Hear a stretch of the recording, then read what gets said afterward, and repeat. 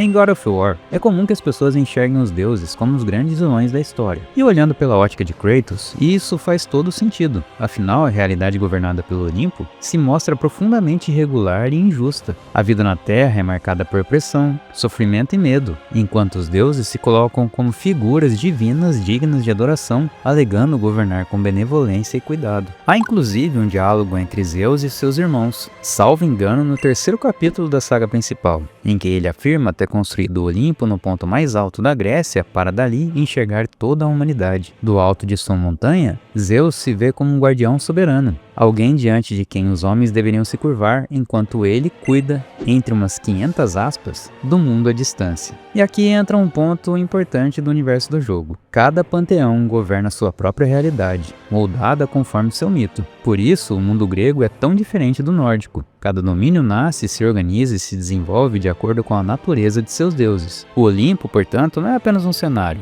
é a extensão do coração de quem o governa. Ao olharmos com mais atenção para o panteão grego, percebemos algo curioso. Esses deuses se comportam menos como divindades transcendentais e mais como seres humanos elevados ao poder absoluto. Eles reagem por impulso, orgulho, medo e desejo de controle. Respondem mais aos estímulos do mundo físico e às suas paixões do que aquilo que esperaríamos de uma divindade verdadeiramente formada. Talvez então, eles não sejam apenas os vilões de todo o caos que se segue. Talvez sejam também vítimas da mesma fome de poder que consome todos aqueles que ascendem a um trono que nunca deveriam ocupar. Bom, mas antes da gente seguir, deixa eu me apresentar. Eu sou o Paladino, o único guerreiro capaz de empunhar a Blade of Olympus com uma mão. Maluco, eu não tô acreditando nisso, de pegar a Blade of Olympus de volta.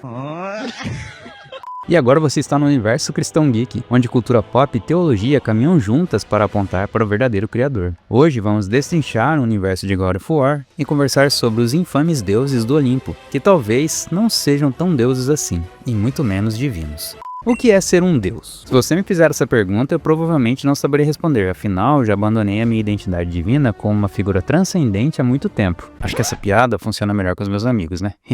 Mas olhando para a cultura pop, a resposta costuma ser bem clara. Um deus raramente é apresentado como um ser absoluto. Na maioria das narrativas, ele é antes um gestor do cosmos, um administrador de forças, territórios ou aspectos da realidade, alguém que mantém a ordem de um domínio específico, mas que não é necessariamente a origem de tudo. Nos RPGs, HQs, filmes e séries, essa lógica aparece com força. Deuses governam áreas como guerra, morte, tempo ou conhecimento. São depostos, mortos, substituídos e o sistema continua funcionando. O divino nesses universos não é eterno nem autoexistente, ele é funcional. Outro elemento recorrente é a adoração como fonte de poder. Quanto mais seguidores, mais força. A fé se torna combustível. Em muitos cenários, figuras comuns ascendem ao status divino à medida que recebem devoção, como se a crença coletiva sustentasse sua existência. Esse modelo não surge do nada. Historicamente, grande parte das culturas antigas construiu seus deuses como respostas a fenômenos do mundo natural que não conseguiam explicar. Tempestades violentas eram associadas a divindades do trovão, Zeus, Thor, Tupã, Raijin. A fertilidade da terra e a abundância vinham ligados às deusas maternas, como Hera e Ostara. Já a seca, fome e guerra eram atribuídas a divindades sombrias ou destrutivas, como Hades, Ares. Cada deus era, antes de tudo, uma explicação.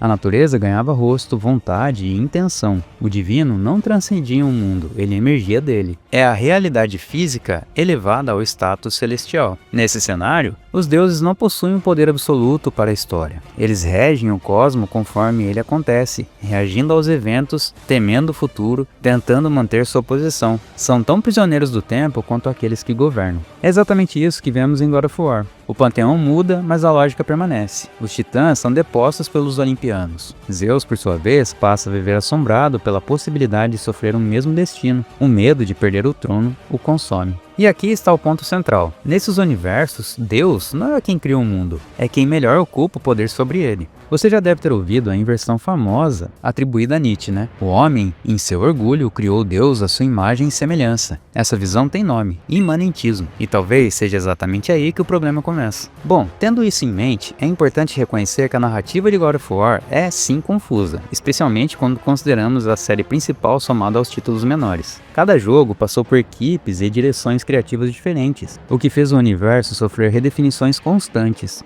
A mitologia só ganha uma forma mais coesa, de fato, a partir de God of War 2 e 3. O primeiro jogo, inclusive, teve não apenas sua história ajustada depois, mas vários de seus deuses praticamente refeitos para as sequências. Ainda assim, em linhas gerais, a história do universo funciona mais ou menos assim. Em eras atemporais, o universo surge do éter, a partir da união de Urano, a personificação dos céus, e Gaia, a personificação da Terra. Dessa união nascem os Titãs, seres de poder colossal. Em algum ponto, não muito bem explicado nos jogos, surge uma ruptura entre Urano e Gaia. Convencida de que o pai precisava ser destronado, Gaia persuade seu filho Cronos a se rebelar e matar Urano, assumindo o controle daquela realidade. Cronos reina por um tempo até receber uma profecia das Moiras. Ele seria destronado por um de seus próprios filhos. Tomado pelo medo, passa a devorar todos os seus descendentes ao nascer. Esse ciclo só é quebrado quando Réia, a mãe de Zeus, o engana, entregando a Cronos uma pedra no lugar do filho. Zeus é então confiado a Gaia, que o cria até que ele esteja pronto para se rebelar.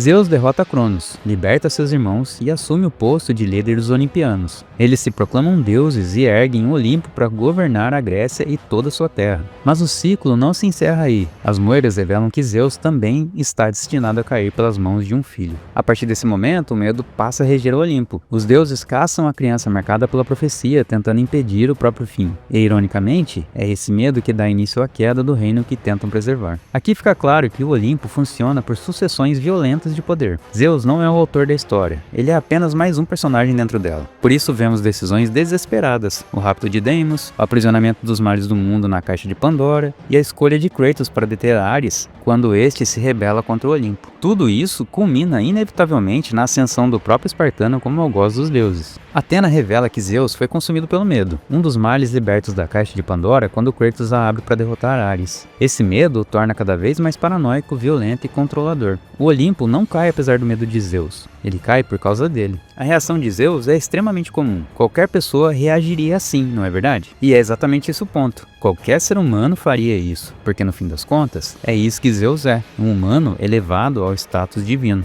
Na maior parte das obras da cultura pop, os deuses não são realmente transcendentes. Eles são versões ampliadas do homem, humanos com poderes extraordinários. Pensam como nós, desejam como nós, temem como nós. A diferença não está na natureza, mas na escala. É quase como se os deuses dessas narrativas fossem humanos com poder absoluto. E curiosamente, quando o ser humano tenta imaginar o que é poder absoluto, ele recorre ao que conhece de mais próximo, o dinheiro. Luxúria sem limites, prazer constante, acesso irrestrito, banquetes intermináveis, domínio sobre corpos, territórios e vontades. Isso se parece muito mais com a vida de um bilionário do que com a ideia de um Deus verdadeiramente transcendente. Esse traço imanente, esse divino com alma humana, também aparece nos deuses da antiguidade. Eles exigiam sacrifícios, oferendas e rituais que revelavam muito mais os desejos humanos projetados neles do que uma santidade real. Os deuses queriam ser alimentados, agradados, aplacados, não porque fossem santos, mas porque eram reflexos da vontade de quem os adorava.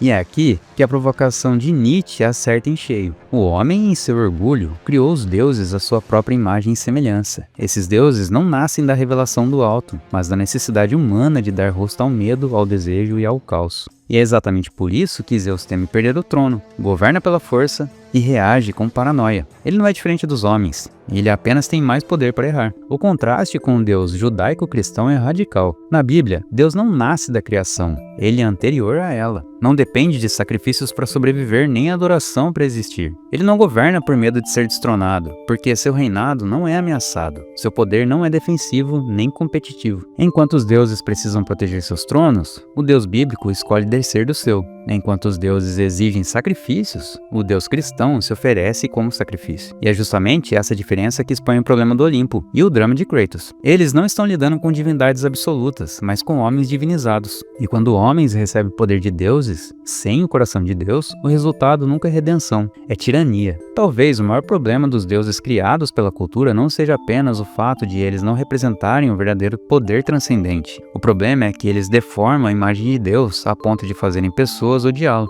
Quando o ser humano projeta suas próprias falhas em figuras divinas, ele cria deuses violentos, instáveis, egocêntricos e sádicos. Deuses que governam pelo medo, que exigem sacrifícios, que punem por capricho e que permitem o sofrimento como espetáculo. E então, olhando para essas imagens, o homem conclui: se Deus é assim, eu não quero nada com ele. Mas o Deus que muitos rejeitam não é o Deus que existe. É apenas um reflexo humano amplificado, um ídolo. A Escritura é clara ao afirmar que o homem, ao se afastar de Deus, não se torna neutro, ele se corrompe. A queda não é apenas moral, é espiritual e perceptiva. Como diz Paulo em Romanos 1, o ser humano troca a glória do Deus incorruptível por imagens semelhantes à criação. Não é Deus que se revela cruel, é o homem que o distorce para justificar a própria rebelião. É por isso que a acusação "Deus permite o mal por conivência" surge com tanta força. Ela parte do pressuposto errado de que Deus se parece conosco, que ele vê o mal como nós vemos, que sente prazer no caos como sentimos. Mas o mal não existe porque Deus o deseja, ele existe porque a humanidade rejeitou Deus. Agostinho dizia que o mal não é uma substância criada,